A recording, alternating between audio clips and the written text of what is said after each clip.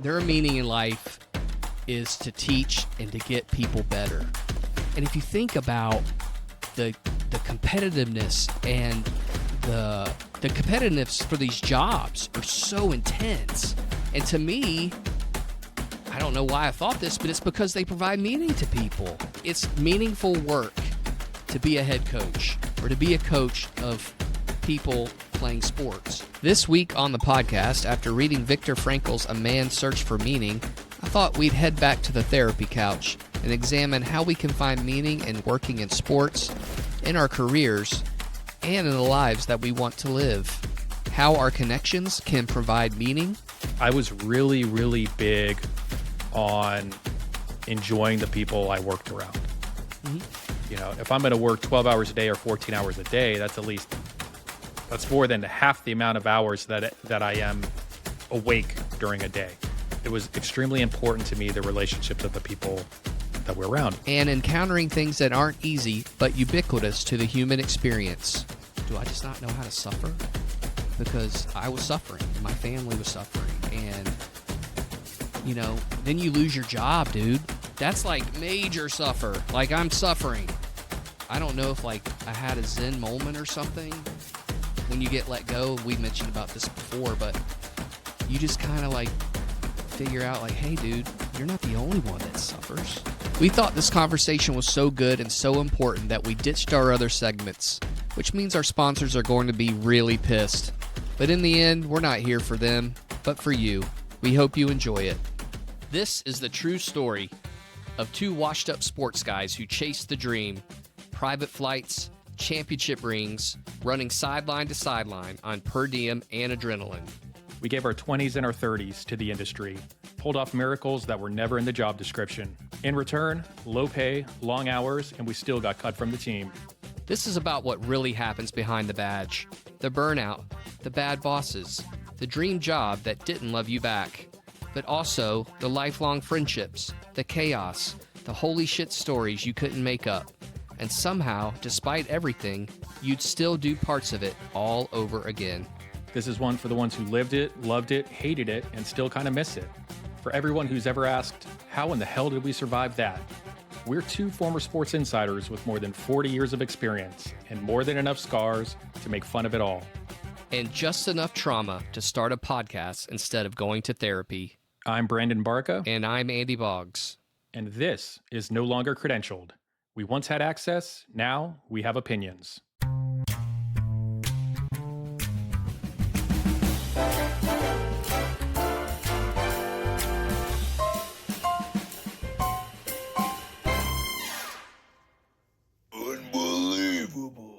Today we're exploring a question that goes beyond wins, losses, and bottom lines. How do we find genuine meaning in our sports career, or really careers in general? Whether you're in marketing, coaching, operations, or any other role, it's easy to get caught up in the daily grind and lose sight of why this work matters.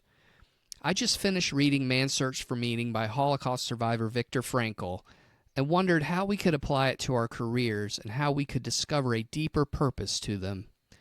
From the PR manager crafting athlete stories to the equipment coordinator ensuring player safety, every role in sports has the potential to contribute to something meaningful.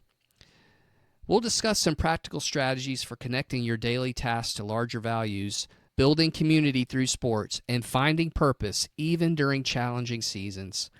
Because when we understand our why, everything else becomes more fulfilling. Frankl, who faced some very challenging and sometimes life-threatening situations in numerous Nazi concentration camps, founded a form of therapy called logotherapy, whose premise is that the primary motivational force in life is finding meaning in it. Some basic principles involve: life has meaning under all circumstances, even the most miserable ones. Our main motivation for living is our will to find meaning in life. We have freedom to find meaning in what we do and what we experience, or at least in the stance we take when faced with a situation of unchangeable suffering. We also find meaning through three ways: the completion of tasks, caring for another person, and finding meaning by facing suffering with dignity. What does this look like for someone in their own work lives? I can't wait to dive into this discussion. I think it's important to try and understand what moves us to work and to work the way that we do. So, Barkup, I'm going to start. And for me, working in sports provided me meaning because I was involved in something bigger than myself. So, Frankl emphasized that meaning often comes from contributing to something larger than ourselves. In sports, to me, this is the main way I found meaning. I felt that what I was doing contributed to a team of people, and in some instances, even winning. Subconsciously, and I'm not a psychologist, but this to me is why the demand of working in sports is so monumental. Of course, sports are cool, being around world-class athletes and watching them being coached and taught by some of the best leaders you'll ever see. But it's being a part of something bigger than you, that incredible things get accomplished when everyone is rowing in the same direction, is what draws people into the business and doesn't let them go. And that's why it's so devastating when you find out that people don't value your contribution or respect your work, because in sports, everyone and everything matters if you want to win. And that's why we get involved in the first place. So, Bark, I started thinking about this, and I actually started thinking about head coaches, right? Their meaning in life is to teach and to get people better. And if you think about the competitiveness and the competitiveness for these jobs are so intense. And to me, I don't know why I thought this, but it's because they provide meaning to people. It's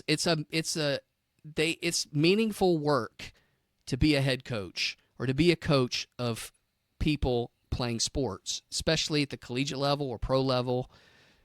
That's what you're there for. You're there to, your meaning is to help these people be better than what they are now.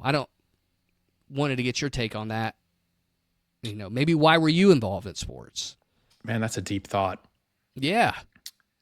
I think initially, I still go back to the original quote, and it's probably 50 years old, of if you're going to be a street sweeper, then be the best damn street sweeper you can be. Yeah. So my meaning was maybe blindly putting all of my effort and energy and passion into the work that I was doing, but also into the surroundings. Like I was really, really big on enjoying the people I worked around. Mm-hmm. And so from that perspective, I always did the math in my head. If I'm going to work 12 hours a day or 14 hours a day, that's more than half the amount of hours that I am awake during a day. Yeah. Like physically moving around and communicating. So I said, if that's going to be the case, I'm going to put all of my effort and passion into it. It was extremely important to me, the relationships of the people that we're around. And I think that's part of the reason we still have this connection today. We keep in touch. A lot of us keep in touch, and we have friends and we share stories. And I just think like any field of work like this, when you're in the sports trenches, you go through a lot, highs and lows. I mean, I remember times where we were probably at each other's head back in the day. And I don't know, there's just something to that. I love the loyalty aspect of everything. Part of that may just come from my dad was in the military for 20 years, and just that part of the loyalty. I like the structure of teams, that even if teams sometimes are the team structure under the coaches sometimes are a little maybe militant. I don't know what the right word would be. And I kind of just fell in line with that whole thing and just kind of found my own path. And again, maybe it was blindly for the wrong reasons, but starting out, I wanted to make a difference in everything I did. I really believed in, sure, I wanted to move up the ladder, but the title and the pay was never the goal.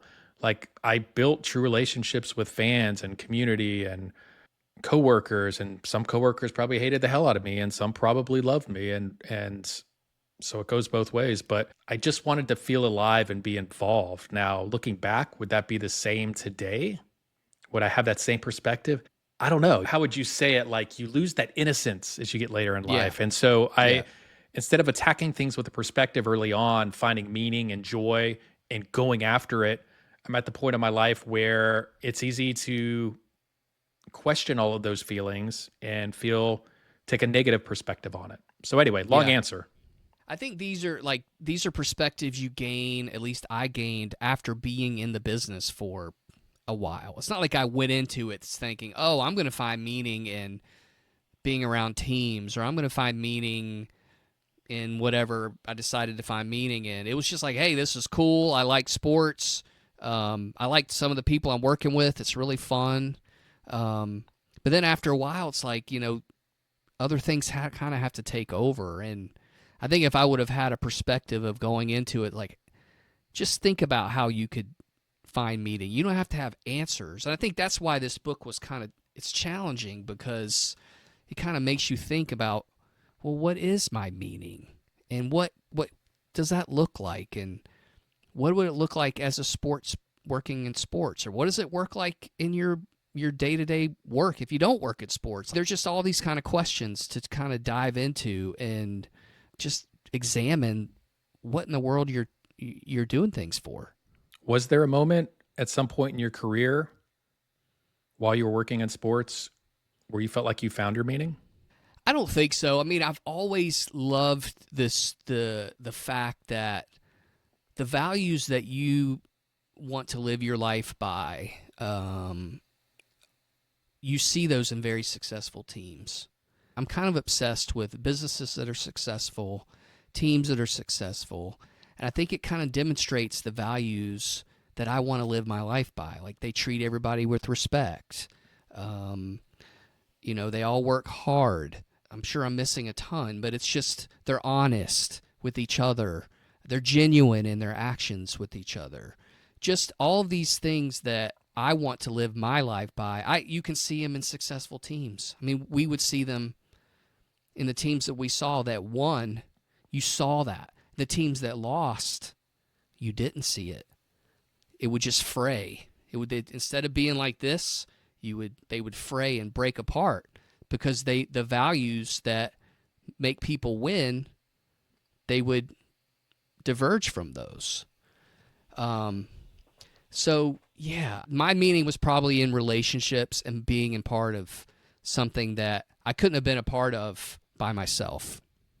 I've been thinking about that today, since you gave me your book report yesterday, to kind of just re-examine this and get in the right headspace. So I appreciate that. And I started thinking back, and probably the most meaningful thing I felt in sports from a probably more of a spiritual sense was our school took their first service trip out of the United States. And I was on that first trip to document, to blog, and I did a video, all access video, and it was 15 student athletes and a couple administrators and myself. And we went to Tanzania. It was a mixture of athletes of different sports. So you have like one football player, one lacrosse player, one cross country runner, one tennis player, which was really cool. Mm-hmm. And it was basically putting all of us, we all have the same purpose and goal, right? We all wear the same school colors, and we want to do what's best for the student athlete and the staff and ultimately for the school. And so we went down there in these poverty-stricken areas.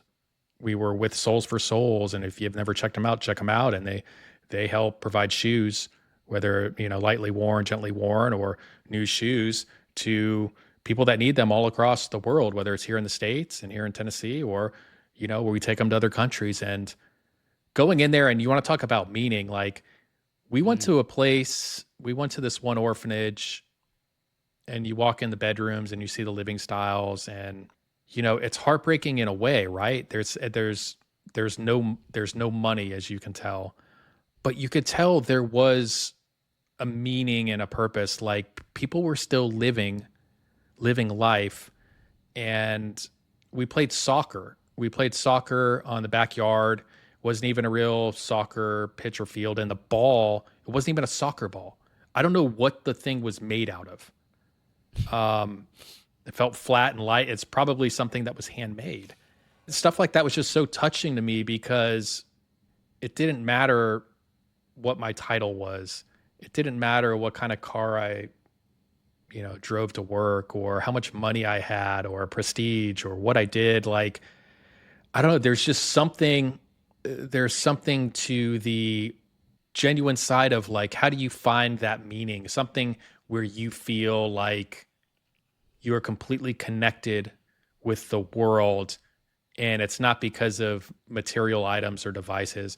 And again, I don't want to make it sound like things were great over there. So don't get the message wrong. Like, it was heartbreaking to see Yeah.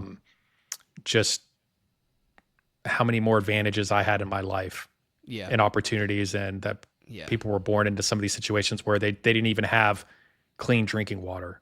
I Yeah. mean, it just ripped me at the core.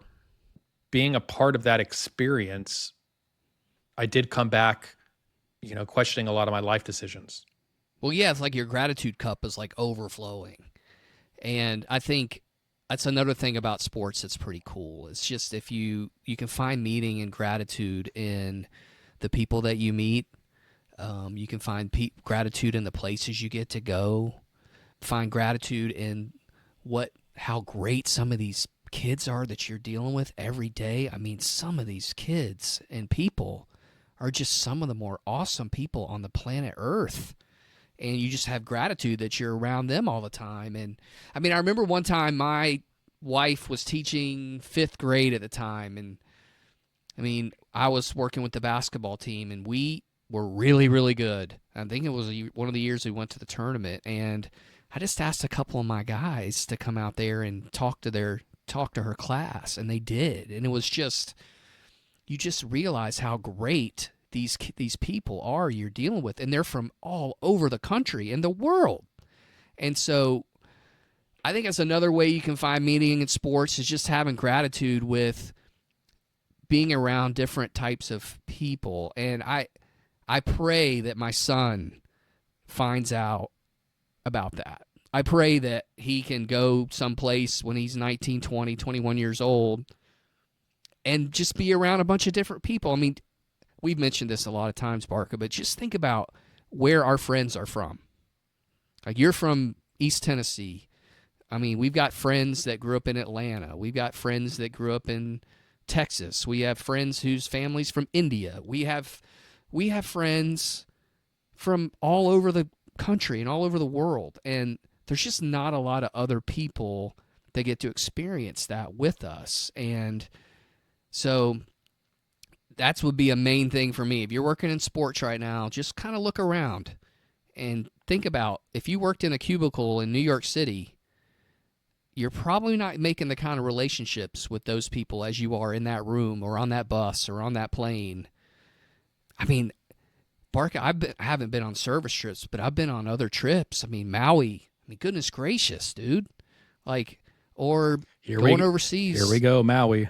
That's right. Or playing basketball in, foreign countries. Or, I mean, I've had friends who've been to almost all the continents just through basketball trips. And it's, when you sit back and think about that, there's a lot of gratitude to be had. And I'm super full of gratitude that I got to experience that kind of stuff.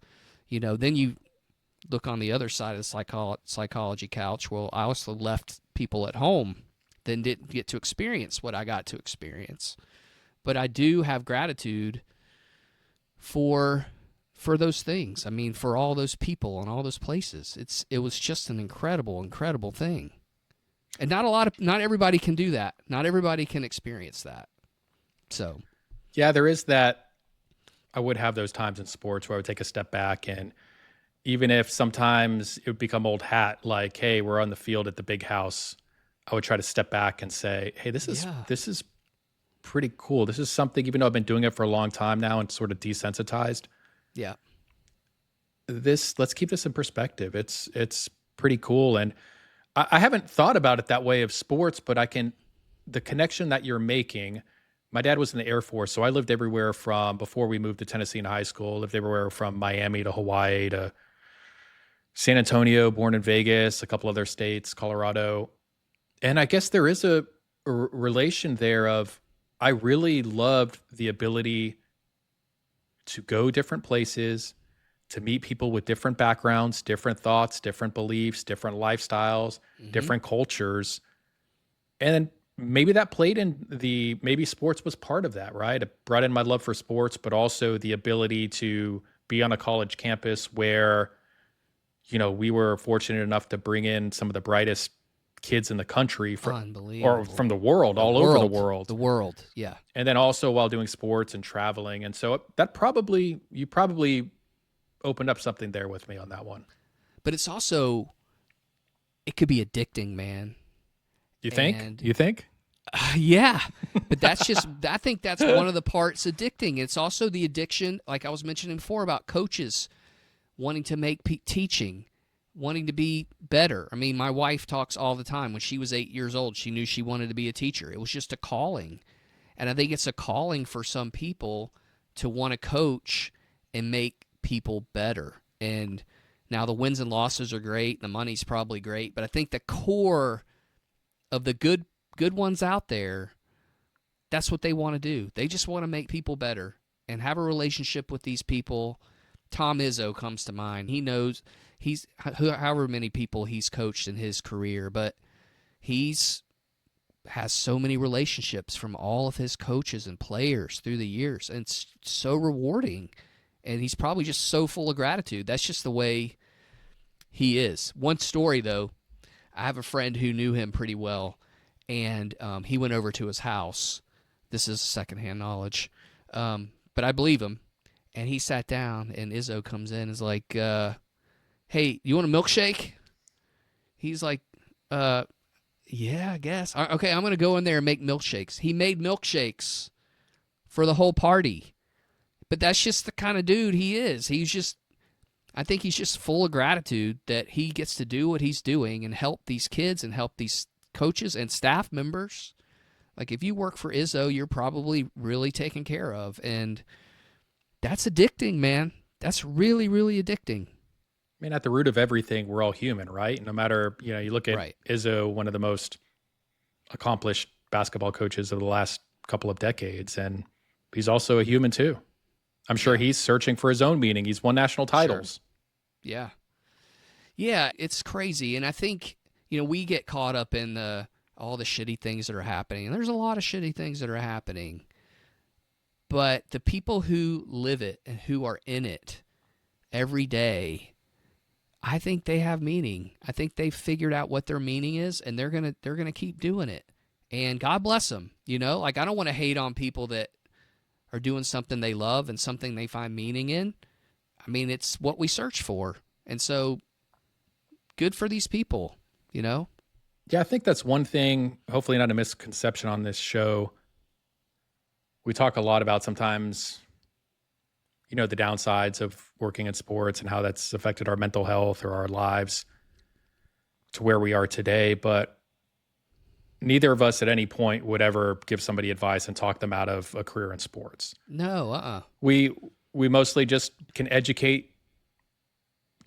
I try to educate anybody that asks. Here's the pros and cons, but I always emphasize what I love to do and the work I love to do and where it became hard and where I lost who I was. And I guess that ties into meaning and perspective on life. And, what do you do at that point?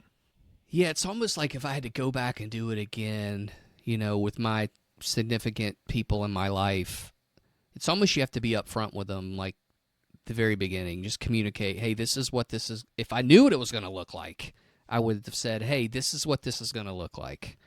Like, I like helping kids. I like being around, sports, and I like being around the people who work in sports. I like all that. It gives me meaning. But that's also going to mean I'm not going to be here a lot. And now, this may be kind of harsh to say, but there's 6 billion people who live on this planet. And you can find, if people love you, they'll support you, at least I think. And you can find someone or something or somebody or some group, your parents, whoever, that will support you in you finding your meaning. And I think that's important, I think. But it's also really, really hard. Now you have me thinking, like, looking back, would I do certain things differently? And it's like, would I have selfishly set more boundaries for people in my life? Yeah. If to let them know This is what I'm pursuing, this is what I'm doing, and this is how it's going to impact my life. And this is how it could impact you if you're in my life. Right. But then I'm balancing that with like, you're a parent. As you become a parent, you realize that life's bigger than your own priorities. It is. And so I don't know what I would do because I think as headstrong and selfish as I was for my own career, and part of it's climbing the ladder, right? You Yeah. sometimes unfortunately have to put in the hours and the work to get where you want to go, especially in this industry. And the same thing with coaches or athletes. I don't know, man. I'm stumped on that one because it's like I didn't know the boundaries back then. Like you said, I didn't Right. I Who didn't did? I didn't think of it or know it. It was still a No. developing industry, and colleges were just getting it as majors. But then I also think like, man, am I selling myself short to just put all of my marbles into my career? And again, to each his own. Everybody has their different thing. And I was set on, I loved my career. I wasn't going to do the 9 to 5 and check in, check out, and grab a paycheck. Like that's how I wanted to spend my time. And unfortunately, I think other people, or I don't think, I know other people were hurt by that over time because Yeah. it became, like you said before, it became an addiction Yeah. and all those things. And so I don't know how I'd handle that if I were to go back. Yeah. I keep talking about my wife being a teacher, but she comes home with some really valuable lessons. And one thing that she says, and I think Brene Brown may have said it, but she says, clear is kind. That means you communicate clearly. That's actually being kind. That's actually, you're not leaving anything under the surface. You're communicating to people what you want, how you think about things, as long as you're not nasty or about communicating, but just being clear is actually being really kind. And dude, that's really hard for me. I don't know what it's like for you, but it's like, you know, I don't know. It's just one of those things. It's really tough for me to. That's why I'm not a teacher, but that's why she's a good teacher. It's because that's the way she communicates, and her kids trust her, and they know that she's got their best interests at heart because she communicates clearly and kindly. It's tough. Yeah, the kind part's tough, especially when you're in extremely stressful situations like working in sports. And Yeah. again, my dad was in the military, so I've always been pretty blunt and transparent. And sometimes people don't like to hear those things. But usually I do it from a sense of I'm being straightforward because I want us to have this conversation. And I think back, I'm like, how could I have achieved more kindness in my actions, thoughts, and words while I was in the middle of, if you want to call it like the eye of the storm, of the hurricane, when you get out of control because you're working yourself to be underground, like you're working 80, 90 hours a week. And so I think back to that original thing, I think I'm still processing this all after you brought up the thing. And so like for meeting though, yeah, I would go back and I would value the people in my life more. And I'd set more probably boundaries for myself. Yeah. Instead of my career. And so I'm just having to walk through this with you right now. We're on the therapy couch. Yeah. But the kindness part of it, man, was sometimes like there would be times that I would get to where I'd be like, man, I've turned into the person that I never wanted to be. Yeah. And part of that's just a kindness or a love for somebody else and not feeling like people are out to get you. And you're all in this together, cliche sounding. Yes, I understand that. But I ended up just getting, I think you have so many of these experiences where either beaten down or there's a lack of trust and loyalty. And you just start, at least for me, becoming paranoid in the situation that you're in, and everything seems larger than life, that you're making, again, cliche, mountain out of a molehill. At least I did, out of a lot of the situations that, I can look back and just say like, man, why couldn't I just somehow step back and try to understand my meaning and purpose without allowing the eye of the storm sort of take me over. And that's just a battle I had for a long, long time of just like, man, this is not who I am. And I don't know if people feel that maybe that's just a part of aging. Maybe that's midlife crisis. I don't know. I really, I don't have all the answers. Maybe I'll have all the answers in 30 years when I can look back and say, Yeah. oh yeah, this is, this is how midlife should have gone. Yeah. But I think the main thing with the kindness part is, I think, and you did this, is like you communicate with people clearly, and you let them know what your expectations are. Um, I, Another aside, and I think I may have mentioned this on a podcast before, but I had a coach who, when you walked in, he had a manual on how you played. Like if you wanted to play in a tournament, you had to meet certain. It was in writing, right? And it was like their guidebook to playing. When you set clear communications and boundaries and for your employees, I mean, you're laying down the guidebook. Like, this is what the guidebook is. It's like the things I say about ADs having 3 themes of those are your guidebooks. And I think would be that's just helpful, I think. Like, I saw it on the flip side where we had someone who did not have a guidebook and things went off the rails. Kids got upset because they weren't playing. They didn't know where they were going to play. They didn't know what it took to play. They didn't know what it took to be exempt from a tournament and move on to. I mean, they just didn't know. There was just no guidelines.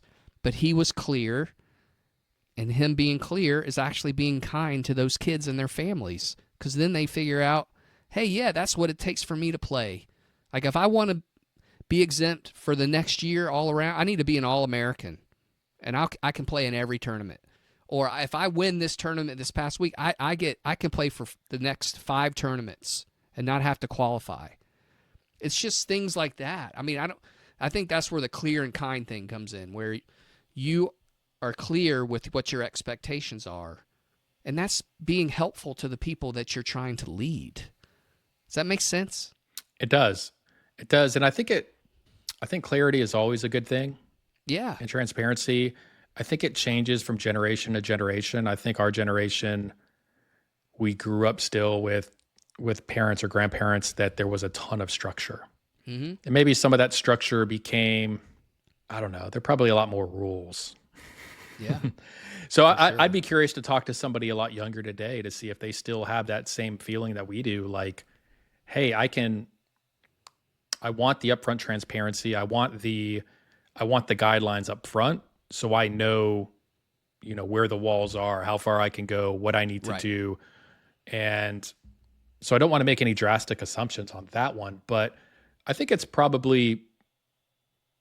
what you're saying probably could be applicable to any generation. No doubt. No doubt. And it's like, John Wooden, in his book, he talked about how all of his players knew about what roles they were going to play. They knew that they were going to be the first one off the bench, or they knew they were going to be starting, and they just knew what was happening, and it helped them prepare. It helped them in the games. They were mentally, they knew they were the first one off the bench, or start. I mean, I don't know. It just, for some reason, it mentally just clicks when you have some structure and some clarity about what's going to happen. Now, communicating and being clear is flipping hard, dude. To me, that's hard. I failed at it many times. Right, because you don't want to hurt somebody's feelings, or whatever. You don't want to make somebody upset or whatever. But I think that going back to those guideposts, if you have guideposts and everybody knows these are the guideposts, and you live by those guideposts, then you have something to lean on when you have to be kind of hard with somebody, right? You just like, hey, this is just something, you broke this rule. There's some consequences behind that. So leadership's very difficult. 100%. And you're setting guidelines so everybody knows up front what to expect, but then you also have to keep in mind that every person you're working with is different, is an individual. Yeah. And they react or respond to these things in different ways. And so it is It is something I haven't mastered. So Yeah, I don't think anybody really ever does. I think there's people that are better at it than others. Um, as we see, I mean, we see in sports like wins and losses that are kind of a direct correlation with the leadership you have on your team and how you coach, um, and not everybody's great at it. That's why we have zombie contracts.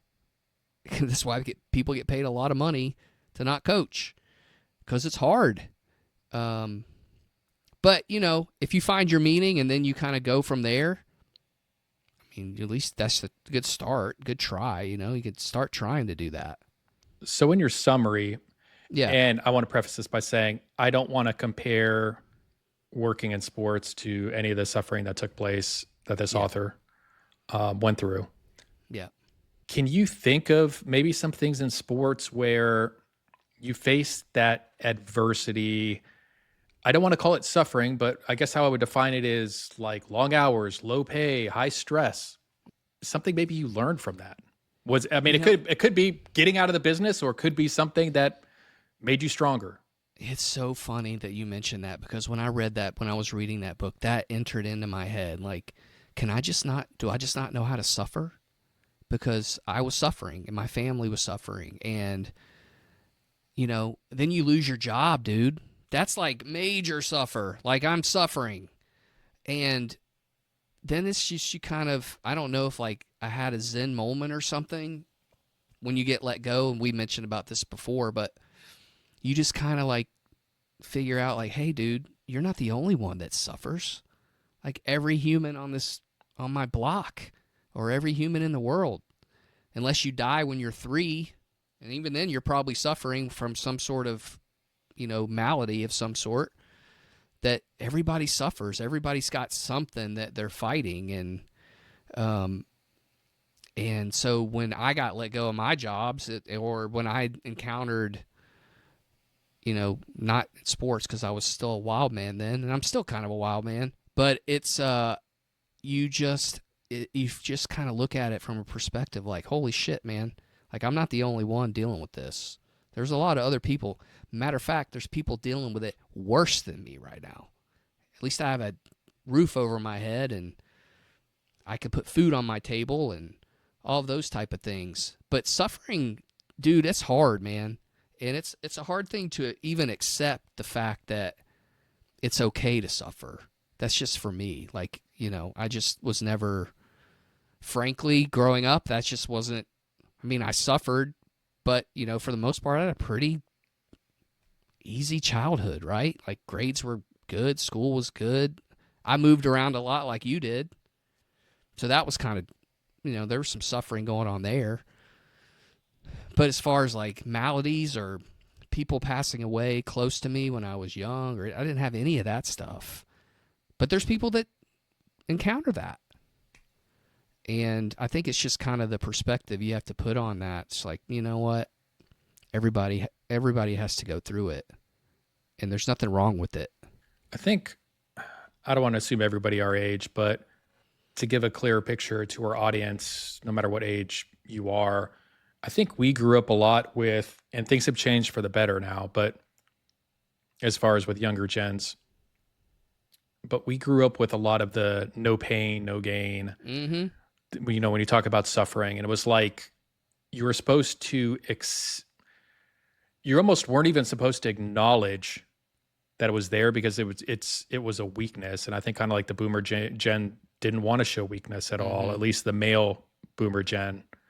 And it was to never show weakness, to never show that there was pain. To me, it was all, at least what I grew up with, it was all hidden. It was there. It was underlying. Oh, yeah. But it wasn't 100%. addressed. Yeah. And so, that's all I knew going through sports is like, I'm not supposed to show that I'm falling apart. Yeah. And maybe, I mean, I think it just kind of varies. I think it's more acceptable these days to tell somebody, hey, I'm just not okay today. I'm just not okay. Like, things have been bad. I had this happen at home, or my parents are sick, or my kid is sick, or whatever. It's just, today's just not a good day. And I think that's okay. And I mean, when's the last time somebody told you, "Hey, I'm just not okay"? I I could probably count on one hand Yeah. that someone's told me that. Like, this, it's just not a good day today. Everybody's like, "Oh, it's great, whatever." But I've had to say those things sometimes. You lose your job or something else happens. You're like, my wife comes home and is like, like, I'm just not okay today. Today was a really, really hard day. And I think it's okay to talk that way. Again, everybody goes through it, and you either, break your back or you land on your feet. You might as well land on your feet. If you want to get deep on this, sort of deep, because yeah, you don't have many of those moments in life where someone tells you they're not okay. Right. And the times that they have, for me personally, it makes me set things aside in my own life, and it gives me more perspective in a different way. But think about how we frame our conversations. I'm getting off track here, but it's to Yeah. what you're saying. Think about how we frame our conversations with people day in and day out. Say it's a Monday morning. Hey, did you have a good weekend? Yeah. Hey, did you have everything is more, it's like we're framing our questions in a way a lot of times, not to really know the truth, Right. but just to shape that, hey, things must be great. Am I, Right. you think that's a thing? I mean, I think it's a thing. I mean, do you ever say, "I bet you had a really shitty weekend. Hate it for you"? You want people to have great weekends because you want to have a great weekend. Like, if I'm sending a message to my supervisor, it's like, "Hey, I hope you had a great weekend. Can you help me with this, and that?" And I just think because you want to have a great weekend, you don't want to have a shitty weekend. Do we ask those questions though in a weird way because we want to feel like, I don't know, this could be out there. We want to feel like everything's good and great, and we don't even want to address that somebody else could be having pain. I don't know. I'm getting Yeah. real Oh, on the couch. 100%. Yeah. There's no doubt. There's no doubt. I think. I mean, Is there human selfishness in our own bodies where we're just like, or is it more just like, hey, I don't want to get in your space, so I'm not going to ask you something so personal, so I'm going to keep it positive and generic. I don't know what it is. yeah, I think that's probably that's it. I mean, especially if you don't really know this person. But yeah, I think there's definitely some of that going on. Being honest with me, because we're kind of back on the therapy couch and we haven't done this for a while. We're talking about meaning in life. Mm-hmm. Where are you at with meaning in life? Dude, that's a great question. I think my meaning is focused around my family and making sure I'm raising my son to be honest and have integrity and value other people. And that's kind of where I'm at right now. I mean, and as far as what I'm trying to do with myself, I think I think you look for meaning. I mean, I'm still looking. I'm not afraid to admit that. I do value my relationships with friends and family and experiences and things of that nature. But yeah, I think I'm totally still looking. I could find a new one tomorrow. Has it been difficult? Yeah, man. It's hard. Like I was telling you when I read this book, I was like, man, what really is my meaning right now? Like how can I reshape my thinking, find more meaning in what I'm doing in my day-to-day interactions with people, in my thoughts? I think you try to be more mindful of things that are happening every day and every moment, kind of be more in the moment and not let your thoughts just overcome everything that you're doing. I mean, like, there's some practices out there where they'll, let's say at the end of your yoga practice, you've done some shavasana at the end of yoga practices, and like one meditation is you have all these thoughts going by on clouds and just imagine them going away, and they're not who you are. Like, you are not your thoughts. You are, but then you ask yourself, what really are you? If you're not your thoughts, man, we're getting crazy here. But it's more of like, really, it's just breathing. It's your breath. It's your spirit. That's kind of who you are. And it's not these crazy thoughts that come into your head about after reading the news or watching a game or whatever. But to concentrate on that is super hard. Super, super, super hard. And it's a practice, but it's really, really hard. And I'm not good at it. I'll be the first one to admit to you, I'm not good at it. So do you think, and correct me if I'm wrong, the stumbling blocks with finding meaning are your thoughts? Sure, I think so. I think there's probably some of that going on. Yeah. But, at the end of the day, when you leave this planet, people are not going to be, there's very, very, very, very few people where you know about their thoughts. You know about Gandhi's thoughts, or about some of these really, famous thinkers. You know about them. But for the most part, for most of us, no one really knows. They just kind of go away. And so then what are you? Then it's like kindness and gentleness and curiosity and the way you interact with people, gratitude. That's just kind of what your spirit is. And I think that's who we are at the end of the day. It's what we breathe and who we are, our spirit. Is there a difference in the search for meaning versus belonging? Is one more important than the other? I think belonging could be meaning, for sure. You want to make interactions with people, let's say, and you're a runner. You move to a new town. You are a runner. There's running groups everywhere. One of the ways you find meaning is interacting with people and being curious about other people. So the way you do it is you belong to the running club, or you belong to the gym, or you belong to a chess club or a knitting club or book club, whatever. I think belonging is huge, dude. Huge. And I think it's something that we're kind of lacking right now in society. We're stuck behind screens, and this is another rant, but we're stuck behind things that people are trying to control our minds. And we shouldn't let that happen. It's one of my notes, my own personal notes on this is, how do you let go control of life? Dude, because, big one. because I will never find the meaning unless I let go of the things that control me right now, whether it's selfishly or things that have infested my brain, like you said, technology. So how do you let go? It's a really great question, man. Knock on wood, I've never really had issues with control. I'm kind of a free spirit, freewheeling type of dude. Like when I'm making a recipe in the kitchen, like I kind of want to be in control of that, right? Like I want to make sure it turns out. I don't want to make sure there's too much salt, or don't come in here and bother me while I'm making my chicken parm. Like let me make my chicken parm. So yeah, I guess I want to be in control then, but at the end of the day, like I don't have any control of if I go to the doctor in 2 weeks and I have some sickness that I can't get over, or I have, my spouse comes down with, some malady and, is gone in 10 days, or I get hit by a car tomorrow, or, my son, something happens to him. Like we just don't have any control over that, man. So we just have to kind of do our best.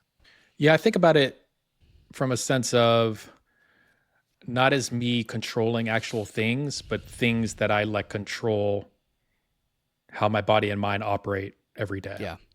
Yeah. It's tough. There's a lot of things competing for your brain and your brain power.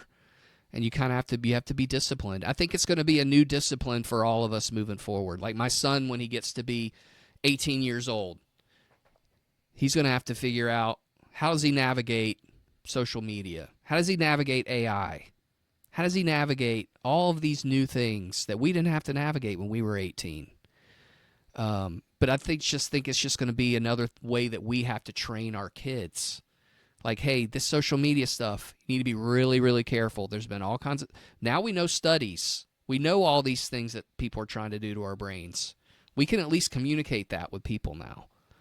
But as far as that stuff is concerned, man, it's It's really, really tough. I mean, it's just having some discipline, I guess. I don't know. It's just something we're having to learn as society. We go. No one's telling us, hey, this social media stuff is really great for our brains. I think you bringing up this topic today is helpful for me because, I'm still at that weird point, meaning in life, to where I know there's meaning out there, but I won't release myself to allow that to happen. Yeah. And Yeah. so, I'm still in that weird area of, I think when athletes' careers are over or other types of positions where you're so invested in so many hours of training and going to Mm-hmm. school and whatever, how to separate yourself from that working in sports lifestyle, Mm-hmm. where in a way it defines you in a lot of ways. And I'm not saying from an ego side of things, but Oh, it's yeah. hard when it's over, probably similar to an athlete when their career is over. What do you do next? And I'm at the point now to where there is an emptiness, like I don't feel fulfilled in Mm-hmm. where the meaning is, and I'm still searching, and maybe that's a Mm-hmm. midlife thing. Mm-hmm. And again, maybe I need to let go of control of some things. But I know out there that my job should not be or should not have been what defined me. But Mm-hmm. it's just But it this, did. It did for yeah. me. But it's a struggle. It's a struggle. I Yeah. like if you told me what's my meaning in life right now, is like I'm lost. Yeah. I'm lost Yeah. right now. Yeah. And I think too, it's so funny you bring this up because I've been thinking about this lately. It's like if you think about all the people who live on this earth, and then all the people who've lived before, all the people who've died and whatever. I mean, there's billions and billions of people. Like you're just one person on this earth. Like I think as long as you're not hurting anybody, why not go for it? Why not try something new? Why not?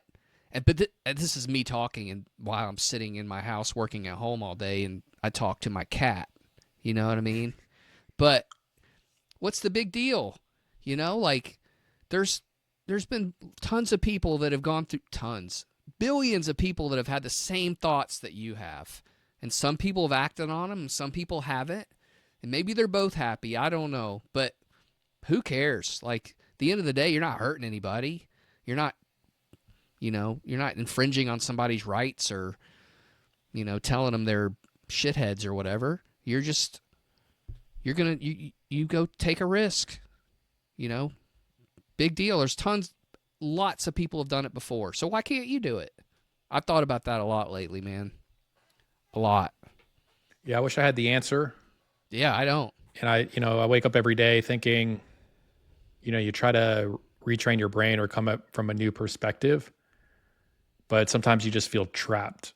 Mm-hmm. And, when you get fired from a place, that can there's a lot of damage there. And whether it's from yourself or family or wherever. And so I kind of know one day it's going to change Mm-hmm.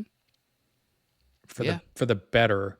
And so at least that's my hope. But, I'm still hopeful. Mm-hmm. Through all the pain and despair or I don't know. This is a good talk. I need to have this talk.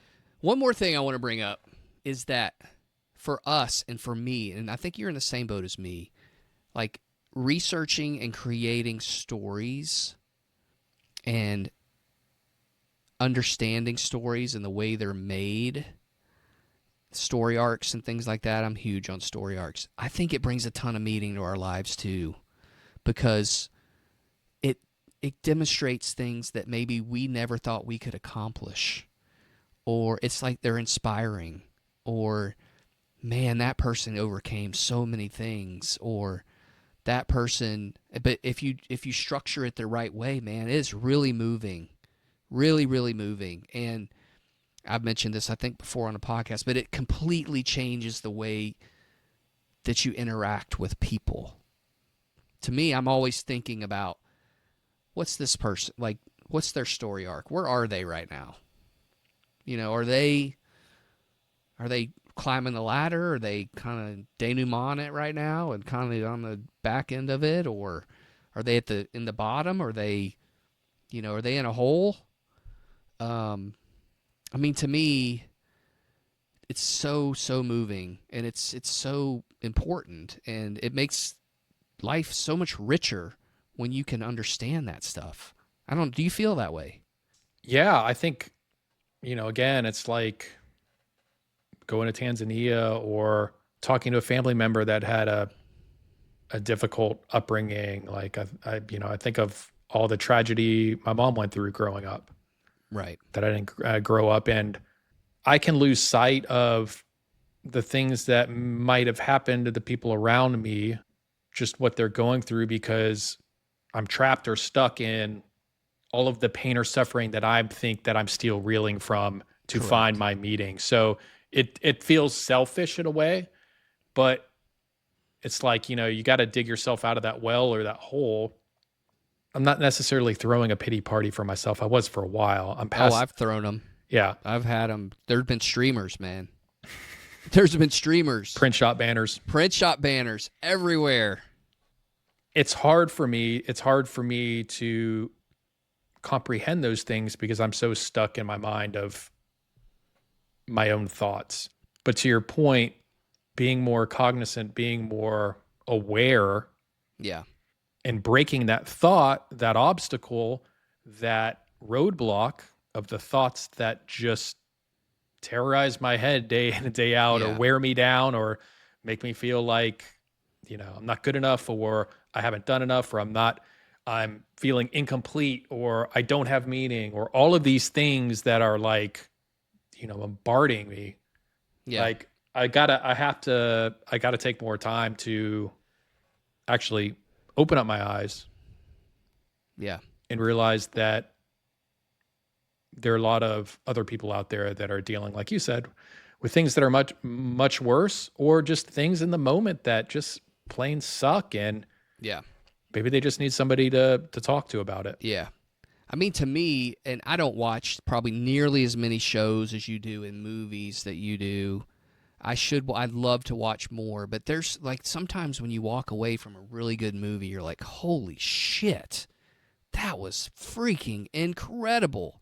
Like you think about it for weeks or months, or you tell everybody about it. Like, you should have seen this movie I just saw, or this television show. My goodness, was so it really impacted me in the way I felt about such and such and such and such. And it's so important, I think. I wish everybody would study it or look at it and just, I don't know, man. To me, it really impacts when I do kind of get into a really good book or a really good movie or a really good TV show. It's like, man, that is flipping awesome, man. The people who develop that, how smart are they? How great is that? Or their character development, man, that is just, it blows me away. I mean, I don't know. I'm infatuated with that kind of stuff. The people who can write good stories are just, I don't know, man. It's the beauty. They're on Mount Rushmore for me. It's the beauty of being able to connect with an audience Huge. through storytelling, through arcs. And I think the only times I used to probably ever cry, is if my dog passed away, Mm-hmm. or I've had some friends pass away. Mm-hmm. And I've noticed, again, maybe this is just late life though, I go to movies, and I've been going more to like IMAX. One, Mm-hmm. just because of the experience, and I just love like cinematographers and writers and screenplays and seeing how things come together, especially if it's a incredible. well done movie. Yeah. But I've found myself in a weird way driven to emotion in these things, Mm-hmm.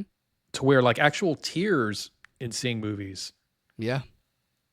And it's not something that would have happened like 15 years ago. Mm-hmm. And maybe it's I've reached that stage of my life, or maybe it's I'm at this weird, like maybe the precipice of finding what that meaning is, or exploring, like trying to break out of that box, but knowing that all of these things that I'm seeing are bringing back emotions of things that shaped who I was, whether I was Yeah. little or where I am now.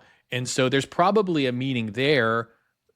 Maybe it's a breakthrough. I don't know, but I've found myself in the theaters at times just like trying to hide it, but just you can't hide Yeah. tears streaming down your face. And I'm Yeah. doing this I'm in my 40s as a grown man, and I'm like, what's going on?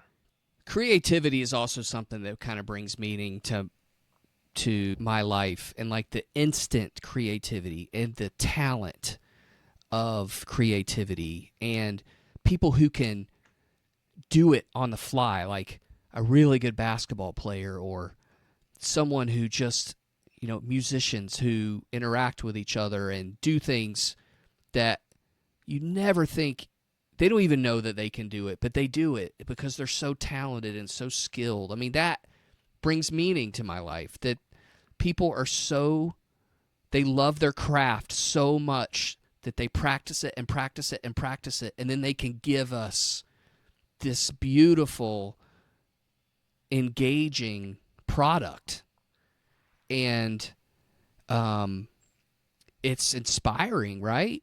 And at least for me it is. And I think about that all the time. I tell my son this all because he gets discouraged about he can't do things the first time. He gets that from me. That's just the way I was, and still probably am to this day. If I don't get it the first time, holy shit, I'm not going to get it. But these people practice and practice. We've seen athletes practice and practice and practice and practice and practice. And then they give us this grand performance after practicing. And it's so inspiring to me. It's just such it's inspirational act that these people do for us. And I'm inspired. Yeah, I saw a TikTok the other day, and I'm assuming it's true. You never know on TikTok. Maybe sometimes people are getting engagement, but it felt true. It looked like somebody around my age. And a popular act back then was Ben Folds 5. Mm-hmm. And Ben Folds is just an incredible pianist. Mm-hmm. Just insane. And the TikTok was him on the piano, this guy, not Ben Folds, saying he saw Ben Folds' concert back then, late 90s, in a specific song, and this guy said he wanted to learn piano. Fast forward 30 years later, this TikTok is this guy playing this Ben Folds song, which is, crazy hard to do on the piano. Right. I saw that the other day, and you bring that up, and I thought, I was inspired. Mm-hmm. I was inspired. I was like, that's pretty cool. I mean, there's some purpose and meaning, and somebody was like, they took something that felt powerful to them, and they learned how to play that on the piano. And that's not something that you could just learn, with 5 or 6 months of training. No, I mean, it's a constant practice. And I think we, in this day and age, or for example, I don't know, I thought about this. You go to a beautiful actress goes to the Oscars, right? And they take all these pictures on the red carpet. And she looks beautiful, beautiful dress, beautiful hair, beautiful makeup. It took like 20 people to get her ready. And it took all day. And she's, wearing a corset that she can't breathe in, or her dress is taped on her with, whatever kind of, I mean, there's so many things that go behind all of these things we see, especially on social media. And it's, I think we need to kind of step back a little bit and think, hey, even this, influencer that's making all of this content right now, it took a lot of time. I mean, Barca, we know we try to do content for this podcast. It's not easy. It's not easy. And the people who, if we can kind of throw some of that in there, just be more appreciative of what people have to do to entertain us or to look good, to sell a product or whatever. I mean, it's a big thing. Or to be a great basketball player, to be LeBron James. I mean, that guy is on a VersaClimber for an hour a day. Get on a VersaClimber. It's not easy. And, just to be ready to play because he loves to do it. It's awesome. It's really awesome. I was not on a VersaClimber for an hour today, but one of these days, make it 2 minutes. Started walking again, so baby steps. But I know you've got to wrap this up, but I thought you were going to have, a fish story for us. Well, yeah, I think I mentioned this and just about musicians but I will bring that up because, a lot of people don't get them, and that's okay. But nothing they do is ever the same. Their practice stuff they practice all the time. And it's like if you looked at members of the band, like Trey Anastasio cannot do anything with his hands but play a guitar. He has a guitar around his neck all the time. It's because he's practicing all the time. If you read interviews, he gets up early. They practice. They would, when they were starting off, they would have like marathon sessions with lights off and improvising. I mean, it took a lot of work for them. So they put in all this work, and then you have these shows where everything is different. Nothing's the same. And it's just inspiring, man, and just what they can do and how they understand music, and they could read music. There's a lot of musicians now. We live in an area with a lot of musicians. They can't read charts and music. To me, it's just inspiring what they can do and what athletes can do and what teachers can do, and it takes a lot of work to be good at your craft. And I think we'd all be better off if we would appreciate the work that goes into it.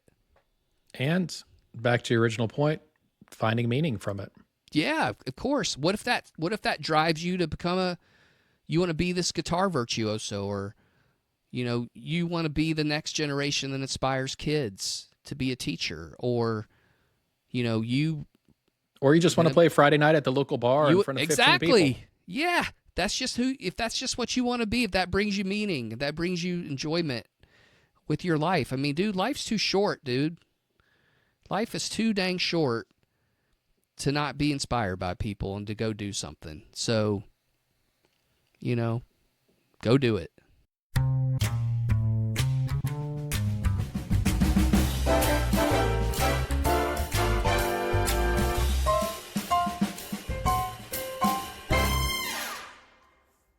Time to wrap it up.